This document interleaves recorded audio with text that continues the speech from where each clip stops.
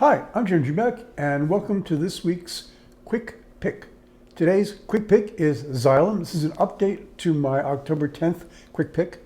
The reason for doing a update is, so back in October when I did this, I thought we were looking at the bottom for the stock, about 120, 118. And indeed, we got a pretty good rally through the end of, well, through the beginning of November.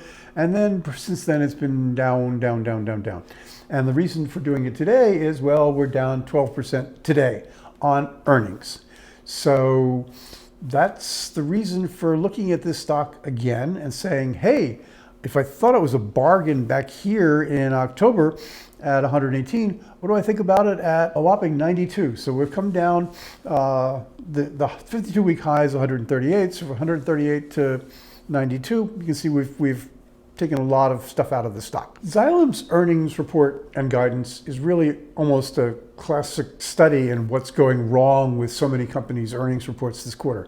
That basically you had the company do its investor day back in September and guide that for the year, Xylem was saying we're going to do about 5.3 to 5.4 billion in sales, and earnings per share would come in about 255 to 278. That's September. That's not that long ago.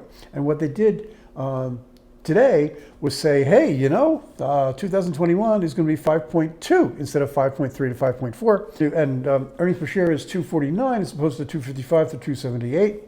And we're going to cut guidance for 2022 to a level that's below where we were in 2021. Now, there are lots of reasons for this going on. Company has made a transition from being a pure water supply company to a water management and control company, and measures things, which means they put a lot of technology into their products, which is a good value add. But on the other hand, in the chip shortage days, you got supply chain problems. So the company said, hey, we're having problems getting enough chips. It wasn't just, we'll jump on that bandwagon. It's actually true in terms of their product. If you don't know how Washington works, and quite frankly, if you don't, I don't blame you for not wanting to. But we passed the big infrastructure bill, right? A big chunk of that was headed to water projects in cities.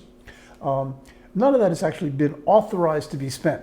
So you're looking at a delay in that. And I think what you're also seeing for 2022 is the company basically saying, hey, we really got burnt on guidance in the fourth quarter of 2021. We're not going to let that happen again. We're going to cut it so low that, hey, we should be able to jump these hurdles with our eyes closed.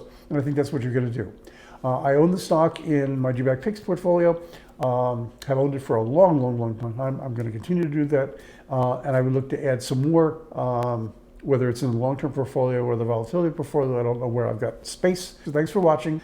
If you want to see more of my stock picks and 3 portfolios, go to my free site, jubakpicks.com. For 6 portfolios and even more, including ETFs and options, go to Jubak AM, my subscription site, jubakam.com.